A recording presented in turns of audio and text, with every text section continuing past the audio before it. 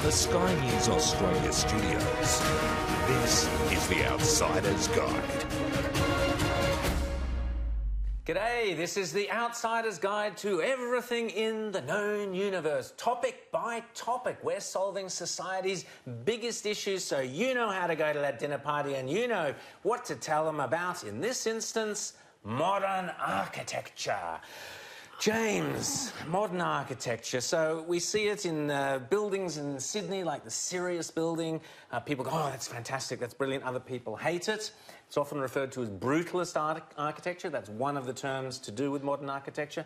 You give us your take on modern architecture. Well, brutalism is one type of modern architecture. That's that particularly stark concrete box style, which is absolutely filthy. But the fact is, really, that most modern architecture is trash. You know, you want an outsider's guide to something. Here's what you need to know about modern architecture. It sucks, okay? Modern architecture is terrible, and there are moves afoot, and this is what we all need to be thinking about to bring back classical order in architecture, and this is something that we need to talk about. Absolutely. Oh, absolutely. I couldn't agree more. I mean, talking about brutalist, it's brutally ugly is what it is, and it is significantly inferior to what came before.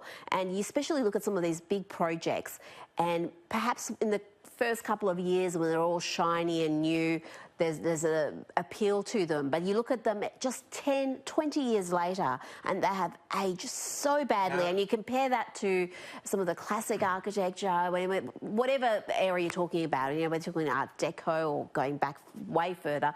And I look at, say, a major project like Federation Square in Melbourne, centre of the city, this hideous concoction of just disaster. Hundreds of millions it cost. It's next door to St Paul's Cathedral, which is this magnificent example of what we are capable of creating, something beautiful. And to me, it just seems insane. Now that it's so much easier to create something beautiful, we are creating ugly things. Okay, well, they're not even why. that functional. There's a reason to this, and it all, as usual, it goes back to politics, and as usual, you will find the left behind what is wrong with a lot of modern architecture. Yes. So we use the term brutalist deliberately, but the term brutalist does not come from the word brutal. It actually comes from the French word for concrete, béton brut.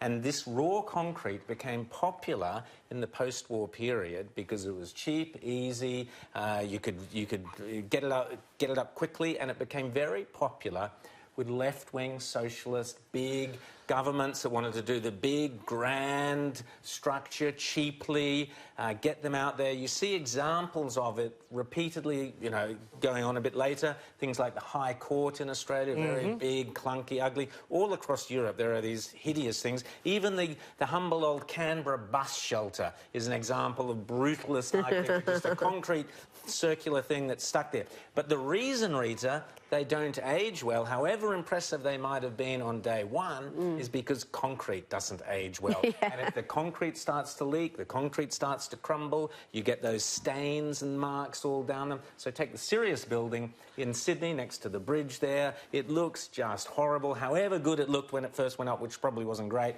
it looks terrible now. Well, it does look horrible now. And the thing is, there's a lot to say about this, but, you know, this is what people need to know. Brutalism actually comes back earlier than you go to this guy named Le Corbusier, who was this French architect. Now, socialists love him, and he was a big socialist himself, because he wanted to use architecture to re-engineer society. He called buildings, houses, machines for living. So he saw all of us as cogs to these machines. Socialists and people on the left love this because they hate the family, they hate the individual, they hate choice, they hate all of this. The Soviets absolutely loved this, and you can go see tons of examples of this there. But the really interesting thing here, too, that you move forward into where we are today, there can be some, and there have been some genius works of modern architecture. The problem is that they're very much one-offs. But what happens is they get copied over and over again. And when they get copied, they're ugly. But when you've got classical forms and when you have a simple sort of vocabulary of architecture that people know, people like, architects can copy that with much greater ease, and it requires much less skill to create things that are not ugly and unpleasing to the eye. Donald Trump has recently signed an executive order in the United States, which is being informally called Make Buildings Great Again. And it is basically inspired by the fact that government architecture in the United States went from, you know, the old days, beautiful neoclassical architecture that heralded back to the, you know, Roman and Greek origins of the American Republic, to these horrible things. You go to Washington, D.C., you've got the beautiful avenues, well, there'll be beautiful buildings, and then there'll be these government agencies like the IRS building, the J. Edgar Hoover building for the FBI. There's one building, I think it's Health and Human Services, which people who work there call 10 floors of basement. You know? and then this gets replicated in municipal buildings across a nation. And we've had the same thing happen here. And it does a couple of things. Number one, it makes people very cynical about government because they don't feel good about the buildings they're in. Architecture tells you how you should feel about something. Do you respect it or do you just hate it?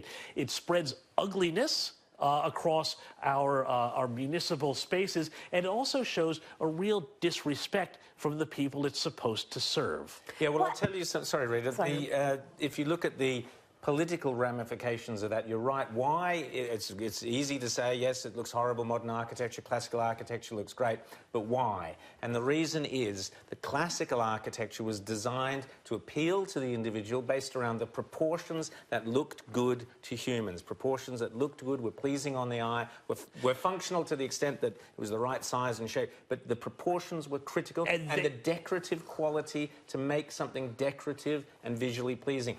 The modern architecture is based around the concept that it doesn't matter what it looks like, it's the functionality of within. And so this is very much this idea that it doesn't really matter what it does so long as it functions, your idea of the machine. And that, again, is very much a totalitarian left-wing idea. Forget about the frills that might be nice and bourgeois and pleasing to the eye. Let's just make the thing that we can get lots of people into it. And think about this. Why is it, you know, when people go on holiday, this is a thing that drives me crazy about architecture and the way we build houses and apartments now versus the way we used to. When people go on holiday, what's the first place they go? They go to the old part of town. You know, people want to be around because these sorts of structures, forms are nice. There's no reason why we can't, you know, you don't need to ape the style completely, but the sense of proportion, as you talk about, is very important. The Greeks worked this out years ago. You know, you and I have both been to Agrigento, to the Valley of the Temples in Sicily, where you can see one after another, they were working out the proportions of temples to figure out what really worked. And when they finally got it, 2,000 years later, you go, oh, yeah, they got it. But you know? They were also building as almost a tribute, as a celebration of what we can achieve. This is a tribute for the nation, for a leader, whoever, that's it. And that's why they took the time. The aesthetic was so important. It was all about beauty and meaning. And that's all been lost now. No one seems to even care if something looks good. It's not just the functionality, it's more about, you know, are we cutting edge? Are we going to win a design award? That seems to dominate the thinking. And we're talking about our cities, and why not create things that are beautiful, that draw people and make people happy? I think what you see really has an impact on how you feel, not just about your own city, but your day. If you're somewhere beautiful, that impacts on your mood. But that's the thing, is that, you know, with the whole, and I'm glad you brought up the competitions sort of thing, because you now see this sort of international house style of modern architecture, which, you know, a university or a government will put out a competition for a building or a museum or a courthouse or whatever, but all the buildings look alike. And you can now no longer look at a building and say, oh, that's a courthouse, or oh, that's a church, or oh, that's a this, or oh, that's a that. They all look the same. They all look like these horrible homogenized buildings